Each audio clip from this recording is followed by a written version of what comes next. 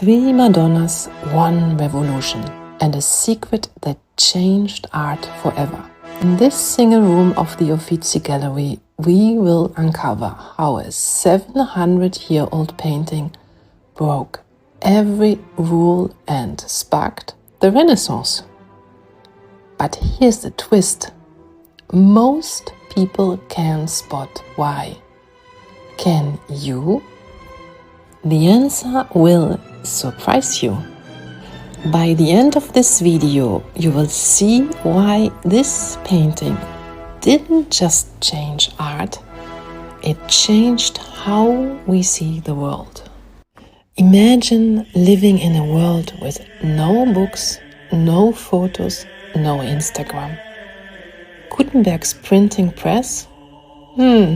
Still 150 years away. Your only way to understand faith and the divine was through art. Most people couldn't read, and the few books that existed were locked away in monasteries. Art wasn't just decoration, it was a lifeline. The Madonna and Child became a visual Bible for people who couldn't read the text. Think about it. Today, you would scroll Instagram for inspiration. Back then, you would step into a candlelight church, look up at these glowing paintings and feel the weight of eternity. Now, let's meet our three contenders: Cimabue, Duccio and Giotto. At first glance, they look alike. Golden backgrounds, a Madonna with her child, and some angels floating around. But one of these paintings broke every rule and changed everything. Can you spot it? Coming up, the subtle detail that made the Middle Ages feel human for the first time. Cimabue's Madonna was a masterpiece in its time, but it followed strict Byzantine traditions. Here's what that means. Golden distance. That glowing background, it's not just pretty, it's heaven. The gold was meant to separate you from the divine, to remind you that God is untouchable. Mary's role. Mary isn't a mother here, she is a throne. Her hand points directly to Jesus, telling you to focus on him as the King of Heaven. And Jesus, he is not a playful baby. He is a wise little man, because in Cimabue's time, divinity had to look powerful, not human. Duccio's Madonna softens the edges of the Byzantine tradition, adding in a touch of elegance and grace. Mary's robes shimmer with intricate patterns and her face has a warmer, softer glow. She feels a little bit more approachable. The angels are beautiful painted, but they still feel like ornaments, not participants in the scene. It's lovely, but still distant. Baby Jesus 2.0. Jesus is less intimidating here, but he's still holding that scroll like he's ready to preach.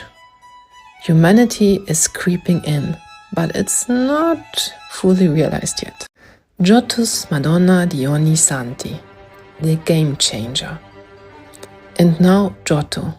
This isn't just a painting, it's a revolution. Giorgio Vasari said, Giotto brought painting out of the darkness and gave it light. Let me show you how. For the first time, Mary has a real feminine silhouette. Look at her soft shoulders, defined waist, and even the subtle hint of her breast beneath her robe. She's not just a throne, she's a woman. A real baby Jesus, and Jesus, he's no longer a mini adult. He's a baby with chubby arms and a curious gaze. He interacts with Mary, reaching out like a real child. This wasn't just new, it was groundbreaking. Look at the angels. They are not just decorative, they are engaged. Their heads tilt toward Mary and Jesus, as if they are witnessing something sacred. This creates a moment that feels alive, not staged. And then the throne. Giotto uses light and shadows to give it depth, creating a sense of space you can almost step into. It's not just a flat icon, it's a world. So why does this matter? Giotto didn't just paint a better Madonna, he changed how people saw the world. For the first time, viewers could see Mary not just as the Queen of Heaven, but as a mother with love and tenderness. Heaven didn't feel distant anymore, it felt human. Giorgio Vasari called Giotto the father of modern painting. Art historian John White said this: Madonna marked the beginning of the Renaissance. Without Giotto, there's no Michelangelo, no Leonardo da Vinci, no Renaissance as we know it.